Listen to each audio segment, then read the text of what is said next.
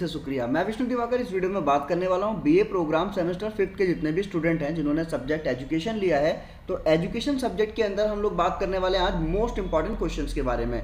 तो जैसा कि आप सभी जानते हैं कि आपके पास जो है समय बहुत ज़्यादा कम है और आपके एग्जाम बहुत ही जल्दी स्टार्ट होने वाले हैं और आपके पास में इतना टाइम नहीं है कि आप जो है सब कुछ कंप्लीट कर सकें। तो इसलिए मैं आपको बता देता हूँ कि आज आपको जो है स्किल एनहेंसमेंट कोर्स के अंदर जो कार्यस्थल को समावेशी बनाना यानी कि making the work place inclusive वाली जो आपकी बुक है 5th सेमेस्टर स्टूडेंट्स की, इसमें से आपके हर लेसन में से आपका इंपॉर्टेंट क्वेश्चन कौन सा होने वाला है। तो चलिए देरी ना करते हुए हम वीडियो को स्टार्ट कर लेते हैं। तो सबसे पहले यूनिट नंबर 1 को हम देखते हैं। यूनिट नंबर 1 में विविधता को समझना, यहाँ पर जो डाइवर्सिटी को अंडरस्टैंड करना वाला जो यहाँ पर कॉन्सेप्ट दिया गया है, जिसके अंदर आपके 3 लेसन आते हैं।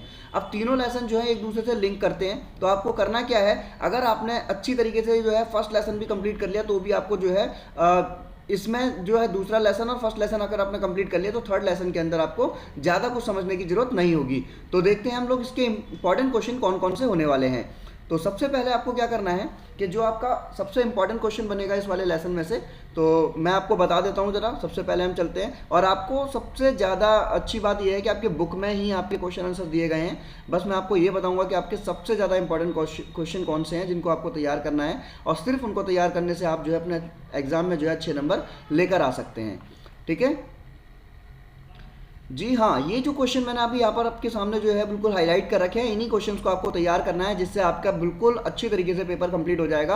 आपके पेपर में किसी भी तरीके का क्वेश्चन आता है तो आपको सिर्फ यही क्वेश्चन तैयार करने हैं, आप इससे आराम से अपने नंबर ले सकते हैं। तो सबसे पहला क्वेश्चन आपका बनेगा, निःशक्तता शब्द से आप क्या समझते हैं? क्या आपको लगता है कि लिंग और विकलांगता समाज में विकलांग महिलाओं के लिए दोहरा भेदभाव पैदा करती है? अपने जवाब को औचित्य साबित करें। ये क्वेश्चन अगर आप लोग पढ़ने के बाद में इसका आंसर आपको जो है फर्स्ट वाले बुक में ही आपको मिल जाएगा। आपको कहीं से बाहर से कोई भी स्टडी मटेरियल पढ़ने की जरूरत नहीं है, कोई स्पेशल नोट्स पढ़ने की जरूरत नहीं है। आपको सिर्फ बुक खोलनी है और बुक से सिर्फ आपको पॉइंट कंप्लीट कर लेने हैं और उसके बाद आपको इसका आंसर मिल जाएगा।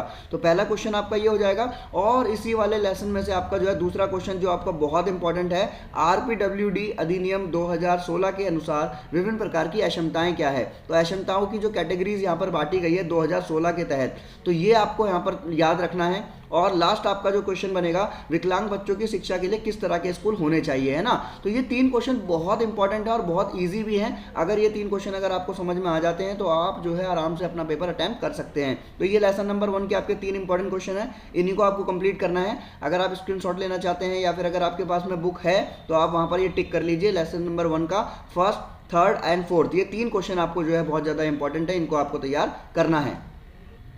और जी हाँ, आपका लेसन नंबर 2 जब स्टार्ट हो जाएगा तो लेसन नंबर 2 में भी आपके कुछ इंपॉर्टेंट क्वेश्चन हैं जिसमें मैं आपको बता दूं कि विकलांगता क्या है। ये क्वेश्चन अकेला नहीं आएगा, यानी कि इस तरीके के क्वेश्चन नहीं आएगा कि विकलांगता क्या है बताइए, बल्कि इसी के साथ में प्लस होकर आपका इनमें से कोई भी एक क्वेश्चन ऐड हो जाएगा। जैसे विकलांगता क्या है, सामाजिक बहिष्कार की विस्तार से व्याख्या करें, या विकलांगता क्या है, समावेशन के विभिन्न रूप क्या हैं और प्रत्येक की व्याख्या करें। ठीक है, तो इस तरीके से आपका क्वेश्चन बन सकता है। तो आपको अच्छी तरीके से पढ़ लेना है कि विकलांगता से आप क्या समझते हो और सामाजिक बहिष्कार क्या है। तो देखो, सामाजिक बहिष्कार और समावेशन के विभिन्न रूप, ये 3 क्वेश्चन आपके लिए बहुत ज्यादा इंपॉर्टेंट है। लेसन नंबर 2 से question number 1, question number 4, question number 6, ये तीनों क्वेश्चन आपको यहाँ पर जो है अच्छी तरीके से कंप्लीट कर लेने हैं जिससे कि आपको अच्छी तरीके से एग्जाम में नंबर मिल जाएंगे।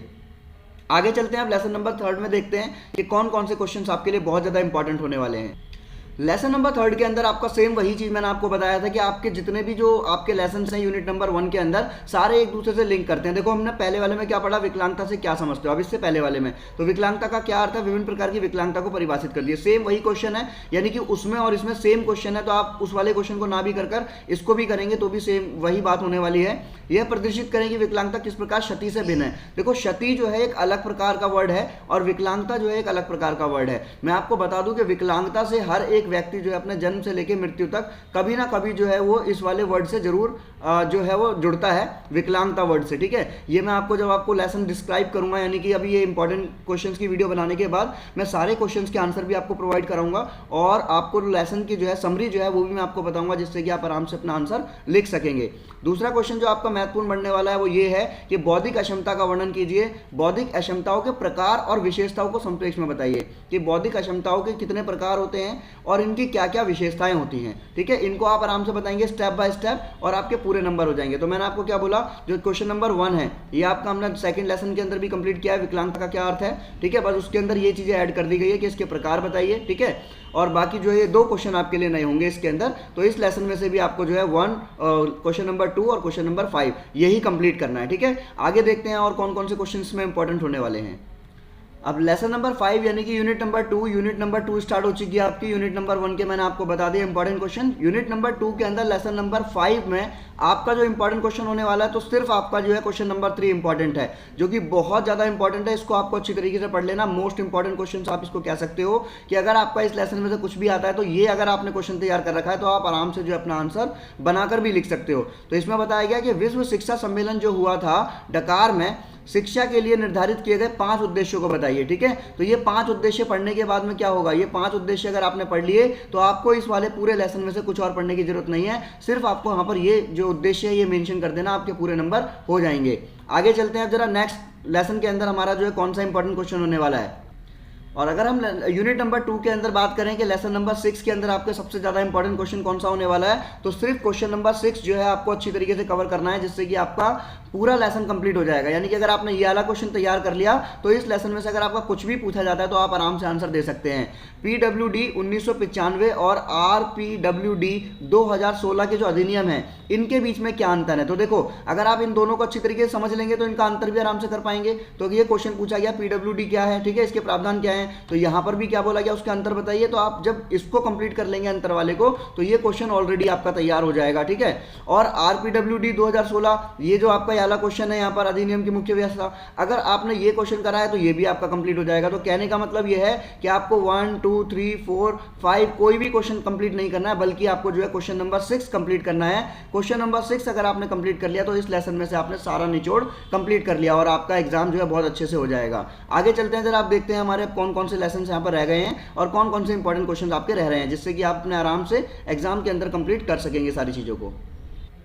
तो देखिए जरा हमारा जो लास्ट लेसन है इस वाली बुक का, और उसके अंदर से भी आपको सिर्फ एक ही क्वेश्चन तैयार करना है, और इस क्वेश्चन को तैयार करने के बाद ये आपकी पूरी बुक जो है कब की कंप्लीट हो जाएगी। और आपको मैंने क्या बताया कि ऑलमोस्ट 10 to 20 नहीं बल्कि 5 to 10 क्वेश्चंस मैंने आपको बताए हैं जो कि बहुत ज़्यादा इंपॉर्टेंट है। और अगर आपने ये क्वेश्चन तैयार कर लिए तो मैं आपको गारंटी देता हूं कि आपके इसमें नंबर जो है 90% आपके नंबर आएंगे ही आएंगे। यही क्वेश्चंस आपको देखने में मिलेंगे एग्जाम में। तो इस वाले लेसन में से आपको जो क्वेश्चन तैयार करना है वो कौन सा रहेगा, मानव अधिकार और सामाजिक न्याय के दृष्टिकोण से विकलांग व्यक्तियों के लिए राष्ट्रीय नीति 2006 का विश्लेषण करें। तो 2006 के अंदर जो राष्ट्रीय नीति बनाई गई थी विकलांग व्यक्तियों के लिए, वो नीति आपको यहाँ पर याद करनी है, और यही क्वेश्चन आपका बहुत ज़्यादा इंपॉर्टेंट होने वाला है इसके अंदर से। और बाकी आगे की जितनी भी वीडियोस रहने वाली है वो आपकी सबसे पहले यही रहने वाली हैं कि जो मोस्ट इंपॉर्टेंट क्वेश्चंस हैं, क्योंकि ये आपको एक बार पता चल जाए तो आप जो है आगे की जानकारी के लिए क्या करेंगे, अपने इन्हीं क्वेश्चंस की तैयारी कर सकेंगे और अपने पेपर में अपने अच्छे नंबर स्कोर कर सकेंगे। आई होप आपको वीडियो समझ में आई होगी, और आगे के जितने भी चैप्टर्स हैं और जितने भी बुक्स रह गई हैं उनके भी इंपॉर्टेंट क्वेश्चन मैं आपको जो है एज सुन एज पॉसिबल जो है मैं अपलोड कर दूंगा। Thanks for watching.